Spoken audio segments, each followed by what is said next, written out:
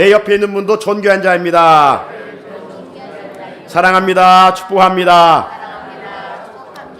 부활신앙으로 충만합시다. 오늘은 2024년 부활주일 아침입니다. 예수님께서 온 인류의 죄를 대속하시기 위하여 십자가를 지시고 골고다에서 돌아가셨다가 하나님의 권세와 하나님의 능력으로 3일 만에 부활하셨습니다. 사도 바울은 이 역사적 현장에 대해서 우리에게 분명하게 증거하고 있고, 또 예수님의 부활은 우리의 부활로 이어질 것을 부활장을 통해서 확실하게 증거하고 있습니다. 고린도전서 15장 20절 말씀해 보게 되면 바울은 예수의 부활에 대해서 이렇게 외쳤습니다. 그리스도께서 죽은 자 가운데서 다시 살아나사 잠자는 자들의 첫 열매가 되셨도다. 잠자는 자들의 첫 열매가 되셨도다. 무슨 의미일까요? 우리가 죽어 무덤에 영원히 묻혀 있을 것이 아니라 예수님께서 이 세상에 구름 타고 오실 때 무덤에서 일어나 부활의 영광에 참여하게 된다는 말씀입니다. 여러분, 이 사실을 우리가 믿음으로 인정하고 바라본다면 이것이 나에게 장래에 주어질 축복이라고 생각한다면 내 삶에 이보다도 더 큰 은혜와 영광과 축복이 어디가 있겠습니까? 그래서 사도 바울은 고린도전서 15장 부활장을 길게 말씀한 후에 부활신앙을 가지고 살아가는 우리 그리스도인들에게 이렇게 권면하고 있습니다. 그러므로 내 사랑하는 형제들아, 견실하며 흔들리지 말고 항상 주의 일에 더욱 힘쓰는 자들이 되라. 이는 너희 수고가 주 안에서 헛되지 않은 줄 알미라. 부활신앙을 가지고 우리가 주의 몸된 교회를 위하여 이 땅에서 선한 일을 위하여 힘쓰고 애쓴 그 흔적들을 주께서 결코 이면하지 않으시고 하늘의 상으로 후하게 갚아주실 것이라고 약속을 하셨습니다. 예수님의 부활은 역사적 현장에서 일어난 사건이지만 그 예수의 부활은 믿는 성도의 장차 일어날 영광스러운 부활이라고 하는 것이죠. 그렇게 오늘 부활주일을 맞아 우리 함께 성전에 모여서 영원한 생명을 주신 하나님을 찬양하고 있습니다. 다시 한번 크게 선포합시다. 예수님 부활하셨습니다. 예수님 부활 나의 부활. 할렐루야. 오늘 부활주일 아침 함께 본문을 중심으로 나눌 제목은 빈 무덤의 승리입니다. 선포합시다. 빈 무덤의 승리. 자, 역사적으로 2000년 전으로 한번 다시 거슬러 올라가 봅니다. 2000년 전 지난 금요일이죠. 예수님께서 인류의 죄를 대속하시기 위하여 십자가를 지시고 골고다로 걸어가십니다. 우리가 특별 저녁 기도회 때 고난에 대한 많은 말씀의 흔적들을 하나하나 살펴보는 가운데 예수님께서 십자가를 지시고 가셨던 그 길을 뭐라고 이야기하죠? 비아 돌로로사. 비아라는 것은 길을 말합니다. 비아 돌로로사. 우리 장장로님이 색소폰 연주로 비아 돌로로사를 연주를 목요일 날 했어요. 얼마나 은혜가 됐던지. 비아 돌로로사라는 이 뜻은 슬픔의 길, 고난의 길, 이런 뜻을 가지고 있습니다. 이 길은 긴 길이 아닙니다. 약 600m 되는 길이지만 그 가는 길이 올라가는 길이었습니다. 예수님은 그 긴 길은 아니었지만 십자가를 지시고 가면서 쓰러지시고 또 반복해서 쓰러지셨습니다. 목적지까지 예수님이 십자가를 지시고 가실 수가 없었습니다. 그래서 우리가 잘 아는 대로 구레네 시몬이 예수님의 십자가를 대신 짊어지고 골고다에까지 가시게 되지요. 여러분 한번 생각해 봅시다. 예수님은 노인이 아닙니다. 예수님은 젊은입니다. 33세입니다. 힘이 정말 좋을 때입니다. 능히 십자가를 지고 갈 수가 있는 그런 힘이 있는 분입니다. 그런데 왜 그 십자가를 목적지까지 짊어지지 못하고 쓰러지시고 말았을까요? 단순히 예수님은 십자가만을 지고 그 길을 가신 것이 아니기 때문입니다. 다른 말로 표현해보면 이제 빌라도 관저에서부터 시작된 예수님은 그때 벌써 머리에 가시 면류관을 쓰셨습니다. 한 발자국 한 발자국 걸을 때마다 이 머리에서 가시가 찌르고 그 고통 속에 피가 흐르기 시작했습니다. 그뿐만 아니라 쓰러질 때마다 로마 군병들의 그 무서운 채찍에 의해서 예수님의 몸은 만신창이가 됐습니다. 예수님은 형체가 알아볼 수 없을 정도로 난타를 당하게 되신 것이죠. 여러분, 빌라도가 예수님이 죄 있는지 없는지 3차례나 신문을 했습니다. 하지만 죄가 없으신 것을 알았지만 양심을 속이고 군중들의 위침에 귀를 기울인 나머지 무지한 예수를 십자가형에 처형하게 되지 않습니까? 여러분, 예수님께서 왜 이런 고난을 당하셔야만 했습니까? 누구의 죄 때문이란 말입니까? 예수님이 오시기 전 약 700년 전에 이사야는 이 물음에 대해서 아주 정확하게 말씀을 해 주시고 있습니다. 이사야 53장 4절 이하에 보면 그래 실로 우리의 질고를 지고 우리의 슬픔을 당하였거늘 우리는 생각하기를 그는 징벌을 받아 하나님께 맞으며 고난을 당한다 하였노라. 그가 찔림은 우리의 허물 때문이요 그가 상함은 우리의 죄악 때문이라. 그가 징계를 받음으로 우리는 평화를 누리고 그가 채찍에 맞음으로 우리는 나음을 받았다고 말입니다. 사랑하는 성도 여러분, 예수님은 우리의 허물과 죄를 용서해 주시기 위하여 십자가에서 이런 모진 고난을 다 당하셨습니다. 따라서 제가 특별 저녁기도 때마다 매번 강조했던 것처럼 우리가 믿음으로 바라보는 주님의 십자가는 우리를 향한 하나님의 사랑의 증표라고 말씀을 드렸습니다.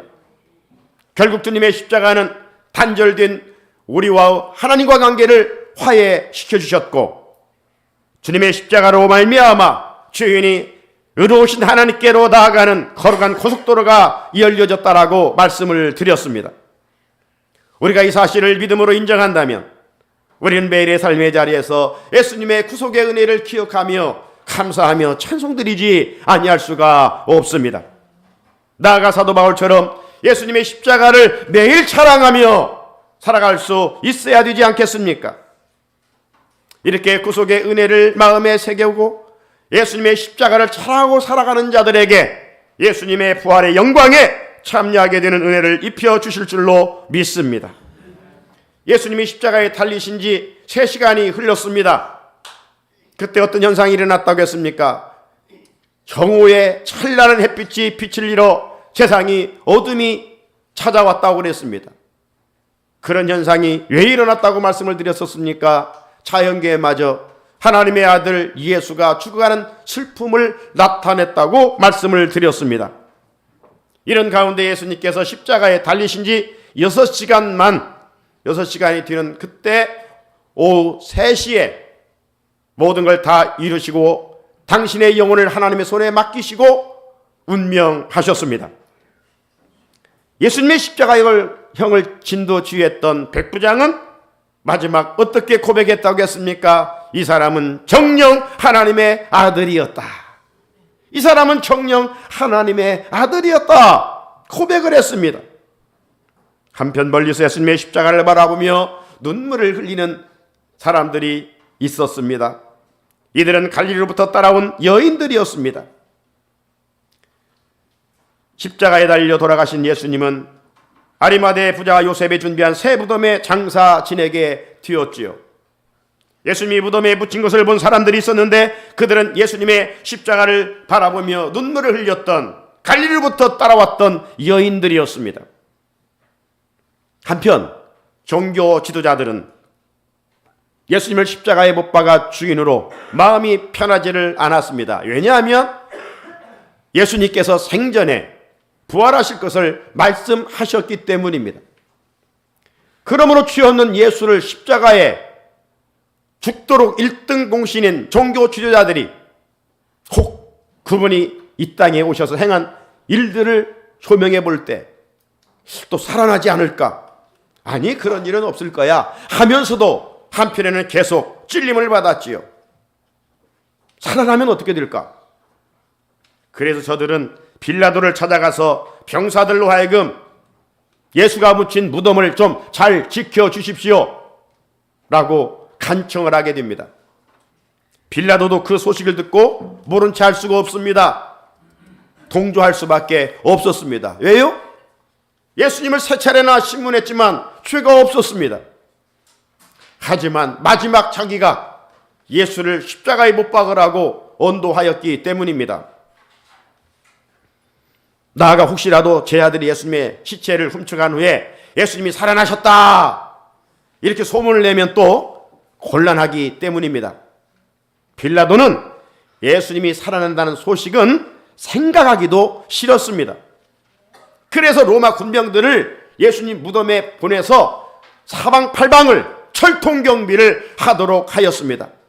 이로 인하여서 2000년 전 예수님의 무덤은 개미새끼 한 마리도 가까이 하지 못한 정도로 엄한 경비가 있었던 것이죠. 자, 이런 무거운 분위기에서 예수님을 정말 사랑하는 이 여인들은 예수님의 무덤을 보고 돌아간 후에 예수님의 시신에 바를 향유와 향품을 준비를 했습니다. 그런 가운데 계명을 따라 안식일을 지켰습니다. 오늘 본문 1절은 이렇게 시작합니다. 안식 후 첫날 새벽에 이 여자들이 그 준비한 향품을 가지고 무덤에 가서, 우리가 지난 특별 저녁기도 말씀드린 것처럼 유대인의 안식일은 금요일 해질 때부터 토요일 해질 때까지를 말한다고 그랬죠. 따라서 예수님이 금요일 오후 3시에 십자가에서 운명하셨습니다. 그러니까 이제 6시면 해가 지니까 3시간밖에 남지를 않았습니다. 6월절이 돌아오기 전에, 큰 절기가 돌아오기 전에 이제 이 시신들을 장사를 지내야만 했던 것이죠. 자, 시간은 흘러서 토요일 해질 때가 됐습니다. 자, 시간은 예수님이 돌아가시고 이제 무덤에 묻힌 지 3일째가 된 이른 새벽, 오늘 주일 새벽이었습니다. 본문은 그날을 안식 후, 유대인의 안식은 토요일 해질 때까니까 토요일 안식 후 첫날은 바로 우리가 지금 지키고 있는 주일입니다. 안식 후 첫날 새벽에 이 시간에 여자들은 준비한 향품을 가지고 예수님의 무덤을 찾아갑니다. 다른 복음서에 보게 되면 이 여자들은 향품을 준비하여 가고 있지만은 누가 예수님 그 무덤에 큰 돌을 옮겨줄 것인가, 이런 염려 속에 한 걸음 한 걸음 발걸음을 내딛던 것이죠. 하지만 무덤을 찾아가더라도 실제로 여인들은 예수님의 시신에 향유를 부을 수가 없습니다. 왜요? 총독 빌라도의 명령에 의해서 로마 군병들이 예수님의 무덤을 지키고 있기 때문에 접근할 수가 없어요. 하지만 이들은 정말로 예수님을 사랑하여 저 북쪽 갈릴리로부터 남쪽 유다까지, 골고다에까지, 그리고 예수님의 무덤에까지 끝까지 편치 않고 주님을 사랑하는 아름다운 모습을 우리에게 보여주고 있습니다. 사랑하는 성도 여러분, 이것이 파워블 러브, 사랑의 힘입니다. 사랑은요, 두려움을 내어 쫓는다고 그랬습니다. 그래서 사랑을 가장 많이 받았던 사도 요한은 요한일서 4장 18절에서 사랑 안에 두려움이 없고 온전한 사랑이 두려움을 내쫓나니 두려움에는 형벌이 있음이라. 두려워하는 자는 사랑 안에서 온전히 이루지 못하였느니라. 여러분, 사랑하는 연인들에게 공동묘지는 무서운 곳이 아니죠. 데이트하기에 좋은 곳입니다. 연인들에게 어두운 밤길은 무서운 곳이 아니에요. 데이트하기에 참 좋은 곳이라고 생각이 들 것입니다. 이처럼 우리도 주님을 사랑하면 여인들처럼 기꺼이 주님을 위해서 헌신할 수가 있습니다. 우리가 주님을 사랑하면 가장 귀한 것을 드리면서도 즐겁게 섬길 수가 있습니다. 그래서 부활하신 예수님은 부인하고 도망간 베드로를 찾아가서 3번씩 무엇을 물었습니까? 다른 거 묻지 않았습니다. 요한의 아들 시몬아, 네가 이 사람들보다 나를 더 사랑하느냐? 이 사람들보다 나를 더 사랑하느냐?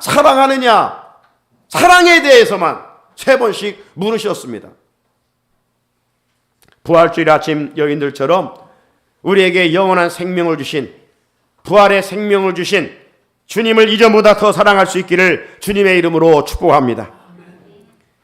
오늘 본문 2절입니다. 돌이 무덤에서 굴려 옮겨진 것을 보고, 이 여인들은 돌이 무덤에서 옮겨진 것을 보고 어떤 감정을 가졌을까요? 어떤 생각을 하였을까요? 아마 몰라도 잠시 마음의 걱정이 사라졌을 것 같습니다. 왜 그래요? 지금 향유와 향품을 준비하여 예수님의 무덤에 오면서 한 가지 걱정이 있었죠. 그 유대인들은 동굴묘입니다. 그리고 그 무덤에 큰 돌로 문을 막습니다. 여인들이 연약하여 그 돌문을 어떻게 열고 들어가서 예수님의 시신에 향유를 부을 것인가, 이것으로 걱정을 했습니다. 그런데 와보니 돌문이 열려져 있는 것 아니겠습니까? 그래서 여인들은 예수님의 무덤으로 들어갔습니다. 그런데 웬일입니까? 예수님의 시체가 보이지 않은 겁니다. 여인들은 예수님의 시체가 보이지 않으므로 순간 또 다른 차원에서 염려가 생겼겠지요. 이어서 여인들은 걱정보다는 두려움이 또 찾아왔습니다. 저들은 예수님의 시신의 향품을 바르기 위해서 찾아왔는데 예수님의 시신이 보이지 않니 얼마나 당황했으며 한편으로 얼마나 두려웠겠습니까? 그때 여자들의 심적 상태를 4절에 보면 이로 인하여 근심할 때에 근심하고 있었습니다. 그런데 또 하나의 상황이 빠르게 전개되고 있습니다. 4절에 보니까 문득 찬란한 옷을 입은 2사람이 곁에 섰는지라.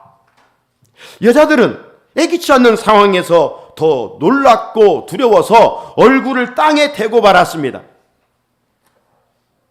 그러자 2사람이 이렇게 말합니다. 즉 천사가 말합니다. 여자들이 두려워 얼굴을 땅에 대니 2사람이 이르되 어찌하여 살아있는 자를 죽은 자 가운데서 찾느냐? 어찌하여 살아있는 자를 죽은 자 가운데서 찾느냐? 그리고 이어서 천사들은 여자들에게 이렇게 말합니다. 여기 계시지 않고 살아나셨느니라.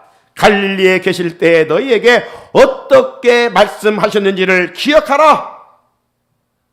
그렇습니다.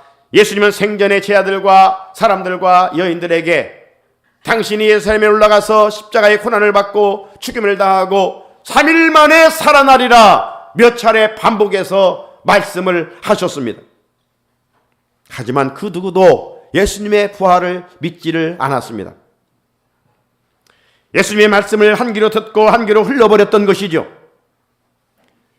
이제 천사들이 그렇게 말하니까 여자들이 자신들의 기억을 더듬어 봅니다. 그래, 예수님께서 고난받고 죽임을 당하고 3일 만에 살아나신다고 그랬지? 이 말씀을 기억하고 무덤에서 나와 달려가면서 예수님의 제자들에게 가서 예수님의 부활을 전했습니다. 그런데 예수님의 제자들의 반응은 어땠을까요? 그래, 예수님이 살아나셨어. 할렐루야. 예수님 어디 계셔? 이렇게 반응하지 아니하고 그들은 믿지를 않았습니다. 오늘 본문대로 11절에 보게 되면 사도들은 그들의 말이, 여자들의 말이 허탄한 듯이 들려 믿지 아니하니, 성령의 사람이 아닌 사람들의 지극히 당연한 반응이죠. 세상 사람들은 말합니다. 죽은 사람이 어떻게 살아나겠느냐. 한 줌의 흙으로 돌아가고 한 줌의 채로 간, 한 줌의 뼈로 남은 사람이 어떻게 다시 살아나겠느냐. 믿을 수가 없지요. 제 아들이 주님을 3년 동안 따라다니고 예수의 부활을 들었지만 믿지를 않았습니다. 속된 말로 너 미쳤니? 죽은 사람이 어떻게 살아나? 오히려 여자들에게 핀잔을 주었을 것 같습니다. 여러분, 제 아들이 믿지 못했다고 해서 예수님의 부활이 없을까요? 그렇지 않지요. 예수님의 부활은 환상이 아니라 실제였습니다. 거짓이 아니라 참이었습니다. 예수님은 무덤에서 부활하사 빈 무덤의 승리자가 되셨습니다. 그렇다면 예수님의 빈 무덤은 무엇에 대한 승리였을까요? 첫째, 예수님의 빈 무덤은 사망에 대한 승리입니다. 외쳐봅시다. 사망에 대한 승리. 여러분, 제일 무서운 게 뭐예요? 죽음 아니에요? 무서운 것 여러 가지로 표현할 수 있지만 죽음보다 무서운 것은 없습니다. 사람들은 사망의 폭군 앞에 정말 두렵고 떨고 눈물을 흘릴 수밖에 없습니다. 하지만 예수님은 사망을 정복하고 무덤에서 나오셨습니다. 그래서 사도 바울은 부활장 15장 55절에서 사망아 너의 승리가 어디 있느냐? 사망아 네가 쏘는 것이 어디 있느냐? 담대하게 외쳤습니다. 예수님을 믿는 자들에게는 사망의 공포는 더 이상 찾아올 수가 없습니다. 주님과 더불어 죽음을 정복한 빈 무덤의 주인공이 되었기 때문입니다. 둘째로 예수님의 빈 무덤은 사탄에 대한 승리입니다. 선포합시다. 사탄에 대한 승리. 예수님의 부활은 사탄의 치유를 말해줍니다. 예수님의 부활과 함께 인류의 원수요 하나님의 대적 사탄은 완전 무너졌습니다. 우리는 예수님의 빈 무덤과 더불어 우리의 발을 사탄의 머리 위에 올려놓고 짓밟아 버린 승리자입니다. 그러므로 우리는 사탄을 두려워하거나 겁낼 것이 없습니다. 우리는 예수님의 빈 무덤과 함께 사탄을 이겼기 때문입니다. 그러므로 광야 같은 인생, 험한 인생길 나 홀로 살아가려고 하지 말고 우리는 항상 빈 무덤의 주인공 예수님과 함께 동행할 수 있어야 합니다. 끝으로 예수님의 빈 무덤은 죄에 대한 승리입니다. 선포합시다. 죄에 대한 승리. 예수님께서 십자가에 달려 죽으신 후 무덤에 3일간 머물러 계셨습니다. 왜일까요? 그것은 인간의 죄의 부채를 완전하게 청산하시기 위하여 유죄 판결을 받으신 것입니다. 만일 예수님이 무덤에 계속 머물러 계셨다면 우리 인간의 죄의 부채는 해결될 수가 없습니다. 여전히 죄 가운데 있게 되는 것이지요. 그러나 예수님께서 빈 무덤의 주인공이 되셨기에 우리는 죄의 부채에서 완전하게 해방되었습니다. 그래서 바울은 예수님은 우리의 범죄함을 위하여 내어줌이 되셨고 십자가에 죽으셨다는 것이죠. 또한 우리를 의롭다 하시기 위하여 우리에게 다시 영원한 생명을 주시기 위하여 다시 살아나셨다. 이렇게 그의 서신을 통해서 기록하고 있습니다. 그렇다면 이제 우리도 당당하게 이렇게 선포해야 할 것입니다. 로마서 8장 33절 이하에 누가 능히 하나님께서 택하신 나를 고발하리요. 의롭다 하신 이는 나를 의롭다 하신 이는 하나님이시니 누가 나를 정죄하리요. 죽으실 뿐만 아니라 다시 살아나신 이는 그리스도 예수시니 그는 하나님 우편에 계신 자요 우리를 위하여 간구하시는 자신이라. 사랑하는 성도 여러분, 우리가 범한 죄값의 형벌을 예수님이 십자가에 다 지불해 주셨고 무덤까지 내려가 주셨고 하지만 하나님의 능력으로 3일 만에 부활하셨습니다. 마치 태양이 떠오르면 흑암이 물러가는 것처럼 예수님께서 부활하심으로 우리의 모든 죄가 사라졌습니다. 예수님은 빈 무덤의 모습은 죄에 대한 승리입니다. 그러므로 우리는 빈 무덤이신 예수님과 함께 죄로부터 자유하게 되었으니 감사하며 찬송해야 합니다. 사랑하는 성산의 성도 여러분, 예수님은 빈 무덤의 주인공이 되셨습니다. 그분은 존재 자체가 영원한 분이기 때문입니다. 놀라운 소식은 부활하신 예수님과 연합된 우리도 장차 빈 무덤의 주인공이 되며 그로 인해 영생에 대한 확실한 영생을 보증받게 된다는 사실입니다. 예수님의 빈 무덤은 사망에 대한 승리입니다. 사탄에 대한 승리입니다. 죄에 대한 승리입니다. 빈 무덤을 통해 영원한 승리를 주신 하나님께 감사하며 오늘 말씀 후에 준비한 시온 찬양대의 부활절 칸타타와 함께 아멘으로 화답하며 영적으로 호흡하며 기쁨으로 찬양으로 하나님께 영광을 돌립시다. 빈 무덤의 주인공이신 예수님의 부활의 기쁜 소식을 세상에 전함으로 이 땅에 하나님의 나라를 세워갈 수 있는 멋지고 아름다운 복된 성도들이 될 수 있기를 주님의 이름으로 축복합니다. 예수님 부활, 우리 부활, 할렐루야! 예수님 부활하셨습니다. 우리는 믿습니다. 성령이 우리 안에 내주하시기 때문입니다. 바울은 예수님의 십자가 부활을 일생 전하며 하나님의 나라를 세워갔습니다. 이 기쁜 소식 우리 안에만 간직하지 않게 하시고 성령 충만케 하시사 이 기쁜 소식 전하여 하나님의 나라를 세워갈 수 있는 우리 성산의 온 성도들이 되게 하여 주시옵소서. 부활이요 생명이신 예수님의 이름으로 기도드립니다. 아멘. 찬송가 167장 우리 부활 찬송 부르면서